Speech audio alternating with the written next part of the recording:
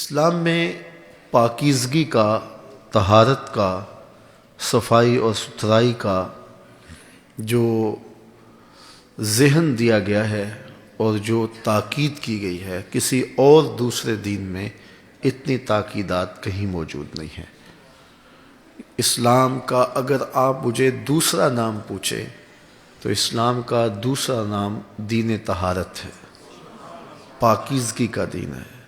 ہمیں ظاہر اور باطن کی طہارت، پاکیزگی فکر و خیال اور عفت قلب و نظر اور جسم و جان کی پاکیزگی کا سلیقہ طریقہ اسلام ہمیں دیتا ہے۔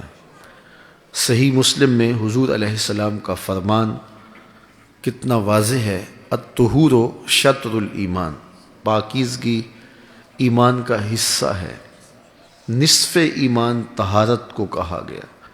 تو ہمیں طہارت حاصل کر کے اسلام کے ثمرات سمیٹنے چاہیے۔ اسلام نے اپنے ماننے والوں کو پیدائش سے لے کر مرنے تک ہمیشہ طہارت پر رہنے کی تلقین کی ہے۔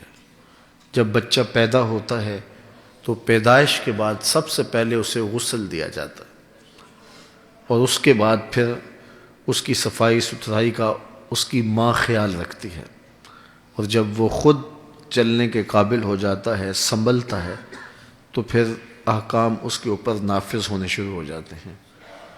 اور 5 گانا نماز ادا کرنے سے پہلے وضو کرنے کو لازم قرار دیا گیا، اور وضو سے پہلے مسواک کی تلقین کی گئی۔ حضور نے فرمایا لولا ان اشق علی امتی لفرضتہم السواک، اگر میں اپنی امت کو مشکل محسوس نہ کرتا کہ مشکل میں پڑ جائے گی تو میں ان کے اوپر مسواک کو فرض قرار دے دیتا۔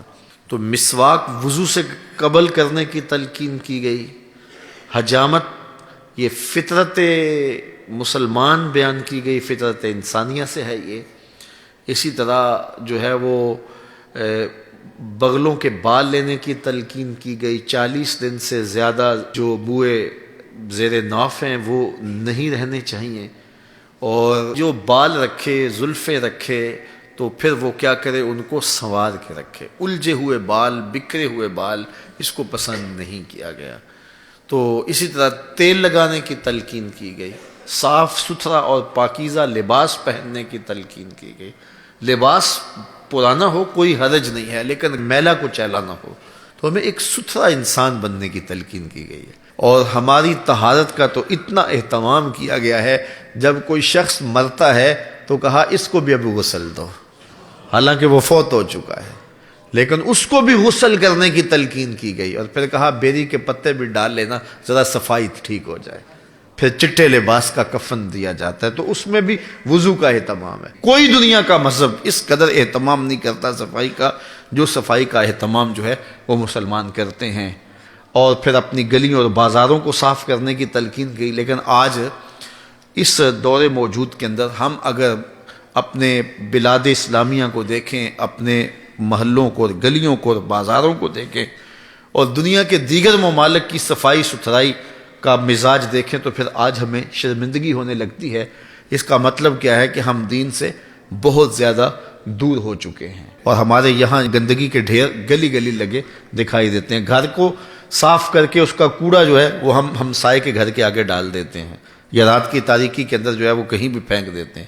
یہ کہاں وہ رکھا ہوا ہوتا ہے، وہ ڈرم وغیرہ چلو لوگ اپنی مدد کے تحت بھی رکھ لیتے ہیں، یا بلدیہ کی جانب سے بھی رکھے جاتے ہیں، تو کچھ لوگ اتنا گوارا نہیں کرتے کہ اس احتیاط سے ڈالیں کہ اس کے اندر پڑے، اور وہ باہر ہی پھینک کے بھاگ جاتے ہیں۔ اور کوڑا کرکٹ گلیوں میں بکھرا پڑا ہے، گندگی کے ڈھیر ہیں کہ کہاں کہاں سے نظر آ رہے ہیں۔ آپ لاہور جائیں ایئرپورٹ کے تو بائیں جانب ایک پہاڑ دکھائی دے رہا ہے گندگی کا، اور وہاں سے گزرنا مشکل ہوتا ہے، اور یہ ایک مین روڈ کے کنارے کے اوپر یہ تماشا لگا ہے۔ اور ہماری گلیوں میں، ہمارے بازاروں میں جو کچھ ہوتا ہے، تو ہمارا دین تو ہمیں نہیں سکھاتا، ہمیں تو طہارت اور پاکیزگی کا درس دیتا ہے، سبق دیتا ہے۔ دین طہارت ہے اور طہارت کا ہی نام ہے، تو ہمیں فوری طور پہ اگر کہیں گندگی دکھائی دے تو اس کے ازالے کا حکم دیا گیا ہے۔ تو میں کم از کم اپنے ملنے والوں سے یہ توقع رکھتا ہوں، اور میرا پیغام جن لوگوں تک پہنچ رہا ہے ان سے توقع رکھتا ہوں کہ وہ اپنے ماحول کو صاف ستھرا اور پاکیزہ رکھنے کی کوشش کریں گے، اپنی گلیوں کو صاف کریں گے، اپنے بازاروں اور محلوں کو صاف کریں گے، اور جو ہے وہ ایسے ہی شاپر نہیں پھینک دیں گے کہ جو ہے وہ گلیاں اور گٹر بند ہو جائیں اور پھر کئی دن تک تعفن گوارا کرنا پڑے۔ کوئی آوارہ قوم ہم تھوڑے ہیں، ہم حضور کے غلام ہیں، ہمیں زندگی گزارنے کا ڈھب دیا گیا ہے، ہمیں ضابطۂ زندگی دیا گیا ہے، ہم کس طرح جو ہے وہ جانوروں کی طرح زندگی بسر کر رہے ہیں اور کس طرح ہمارے گرد و پیش کے ماحول میں غلاظتیں پھیلی ہوئی ہیں، تو ہم اس پر غور کریں، اس پہ تدبر کریں۔ اللہ تعالیٰ مجھے آپ کو اپنی رحمتوں کے سائے میں رکھے۔